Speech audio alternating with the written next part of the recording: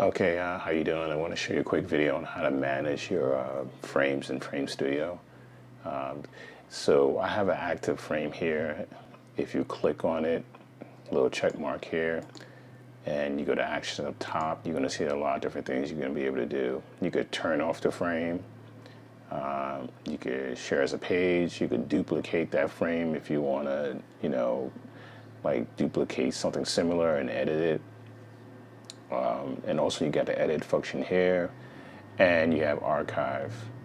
Now archive, it's like almost like deleting it from here, from your manage list here, but it doesn't really delete it.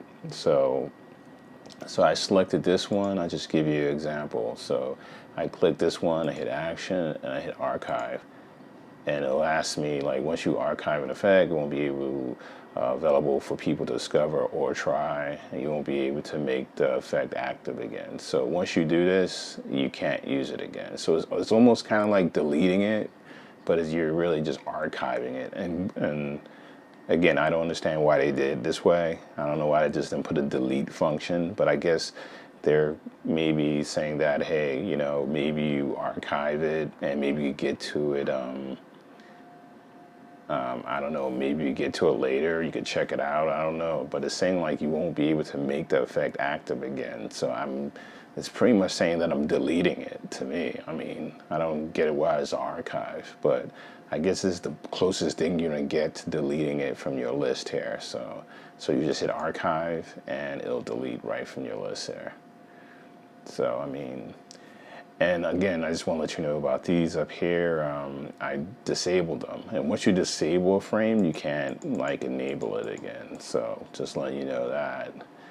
Also, if you want to go edit a frame, just click on it and it'll bring up all the information. You can edit, like, if you want to make it available like anywhere, or you want to make it available on a specific location. If you want to change the start and end date on it, but it won't let you go here and edit the frame itself and like change it or anything like that. You could, so just letting you know that. But in here you can make it active, inactive if you want to too. So it's a way to get into the edit function.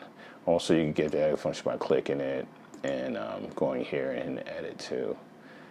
And I mean, that's pretty much it. I mean, again, they don't have a lot of functions here, but you could do a lot with Frame Studio, and I'll have more videos like showing some tips and tricks about like how you could, implement your frames and use it more in live production when you're doing live video for Facebook.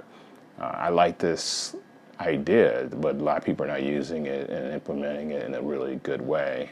That they had, because it has a lot of different things you could do with it, and I'll show like videos showing how you could like do more with this when you do a Facebook Live video.